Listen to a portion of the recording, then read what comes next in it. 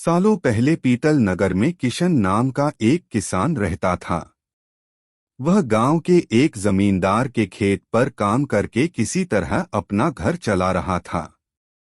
पहले किशन के भी खेत थे, लेकिन उसके पिता के बीमार होने के कारण उसे अपने सारे खेत बेचने पड़े।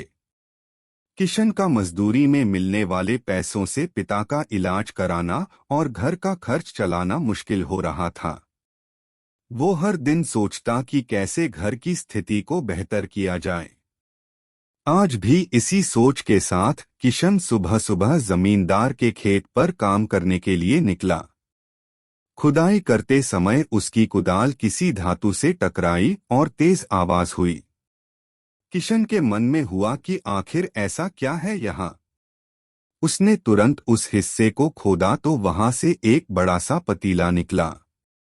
पतीला देखकर किशन दुखी हो गया।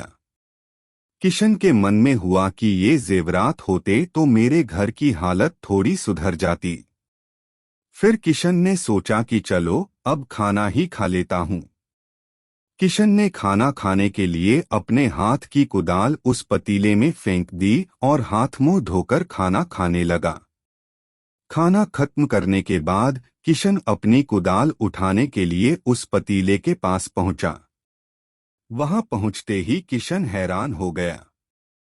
उस पतीले के अंदर एक नहीं बल्कि बहुत सारे कुदाल थे। उसे कुछ समझ नहीं आया। तभी उसने अपने पास रखी एक टोकरी को भी उस पतीले में फेंक दिया। वो एक टोकरी भी पतीले के अंदर जाते ही बहुत सारी हो गईं। ये सब देखकर किशन खुश हो गया और उस जादुई पतीले को अपने साथ घर लेकर चला आया। वो हर दिन उस बर्तन में अपने कुछ औजार डालता और जब वो ज्यादा हो जाते तब उन्हें बाजार जाकर बेच आता। ऐसा करते करते किशन के घर की हालत सुधरने लगी। उसने इस तरह से बहुत पैसा कमाया और अपने पिता का इलाज भी करवा लिया। एक दिन किशन ने कुछ गहने खरीदे और उन्हें भी पतीले में डाल दिया।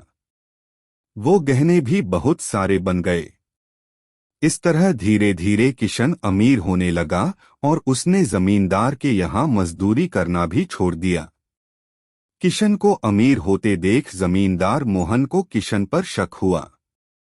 वो सीधे किशन के घर पहुंचा। वहां जाकर उसे जादुई पतीले के बारे में पता चला। उसने किशन से पूछा, तुमने यह पतीला कब और किसके घर से चुराया?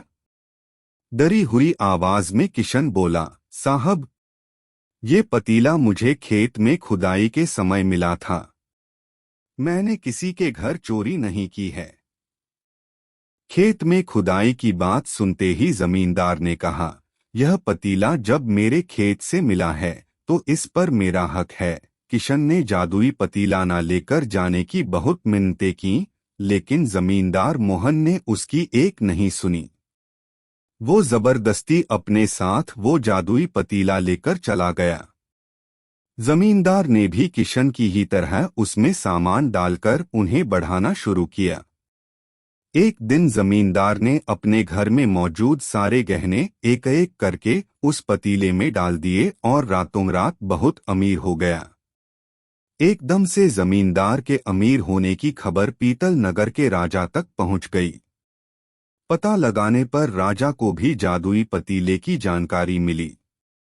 फिर क्या था, राजा ने तुरंत अपने लोगों को भेजकर जमींदार के यहाँ से वो पतीला राजमहल मंगवा लिया। राजमहल में उस जादुई पतीले के पहुंचते ही राजा ने अपने आसपास मौजूद सामान को उसमें डालना शुरू दिया। सामान को बढ़ता देखकर राजा दंग रह गया। राजा लालच से भर गया और आखिर में राजा खुद उस पतीले के अंदर गिर गया और देखते ही देखते उस पतीले से बहुत सारे राजा निकल आए।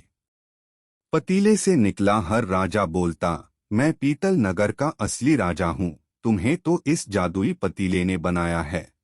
ऐसा होते होते सारे राजा आपस में लड़ने लगे और लड़कर मर गए। लड़ाई के दौरान वो जादुई पतीला भी टूट गया। जादुई पतीले के कारण राजमहल में हुई इस भयानक लड़ाई के बारे में नगर में सबको पता चल गया। इस बात की जानकारी मिलते ही मजदूर किशन और जमींदार मोहन ने सोचा, अच्छा हुआ कि हमने उस जादुई पतीले का इस्तेमाल सही से किया। उस राजा ने अपनी मूर्खता के कारण अपनी जान ही खो दी। कहानी से सीख।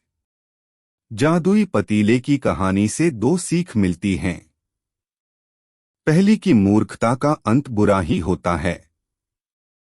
दूसरी यह कि हर सामान का इस्तेमाल संभलकर करना चाहिए। अति करना हानिकारक हो सकता है।